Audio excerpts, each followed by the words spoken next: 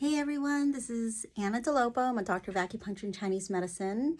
And actually today I just want to make a little message. A patient of mine contacted me today and she said this is not acupuncture related. She and I have known each other a long time and I've treated quite a few members in her family. And she said, "Where I know you do jiu-jitsu, so where do you train?" And I told her where I train. And the thing that she messaged me about, which is why I'm making this video, is that her husband told her jiu-jitsu is for boys. It's not for girls. And I can tell you, as a mother and as a brown belt in jiu-jitsu, that jiu-jitsu is not just for boys. And if you really think about it, the last time I looked, 1 in 5 women are assaulted. 1 in 5 women in the world. And if it's not 1 in 5 women, it's definitely 1 in 5 college students. So, I don't have my computer out, but it's a lot of women. And I've been one of those women and girls who, I don't like to use the word victim, but definitely assaulted. And there are all different kinds of ways of being assaulted. You can be molested by your family member, molested by friends, sexually, raped, sexually abused. If you really think about it, when a girl or an older woman, any girl, any age, if we're going to be attacked, in a particular case where it's a man, someone born with male genitals, and they have the desire to attack a woman, it's not going to go fist for fist, guys. So I'm here in Orange County, and several months ago, there were some teenagers around that age who went and followed some 12-year-old kids in a restroom here at Irvine Spectrum, and they took out a mock weapon and stole their Nikes. And a friend of mine knows who the perpetrators were, who took out the weapons and stole the Nikes. And I told this, and they were caught on social media. And I told this story to my husband, and he's a black belt in jiu-jitsu, and the first thing he said was, "Oh, well, our kids are smart. They would give the Nikes up." And I'm like, it's not about the Nikes. It's not about the Nikes, because it could have been a real weapon. And here's the one thing that, dudes, you got to know. And I have 3 children, and my youngest one is a boy. And I said this way before I had a son. I said, moms, we need to teach our sons to not rape girls.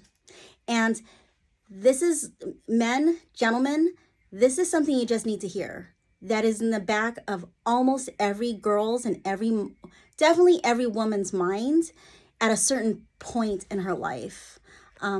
Anywhere we are in the world, anywhere we are. And yes, boys and men do also get sex trafficked, but who's most likely the victim? It's usually a girl, it's usually a female, it's usually a woman. And we're not gonna just be fist for fist fighting with a dude. We're probably going to end up, on our back or doing something else. And so that's why jiu-jitsu is not just for boys, guys. It's for girls. I got a 13-year-old. She trains, and she's also in 13 hours of dance every week. She's an amazing dancer, and she's in 3 dance teams. And so, yeah, she's busy, and she also plays violin. But guess what? She's a jiu-jitsu fighter, and she's been training since she was 6. My boy started when he was 4, and my daughter, who really doesn't care so much about jiu-jitsu anymore, but she knows still a little bit of grappling. And I said, well, you got to do something. So she's doing the kickboxing classes, but, she put on a gi, and for a long time she trained from when she was 7. And so I would like everyone watching this to know that jiu-jitsu is not only for boys. Girls need to train. And you're looking at someone who started training, my dad was trained in Okinawa in karate. And so he was my first teacher. So stand-up was something that I did for a long time. I trained wushu, and I competed in forms, kung fu, choi lei foot, hung sing choi lei foot, all the way to Baltimore. I've treated different parts of California. I've competed, forms. But I'm going to tell you, kung fu forms training is not necessarily going to help a woman survive in an attack.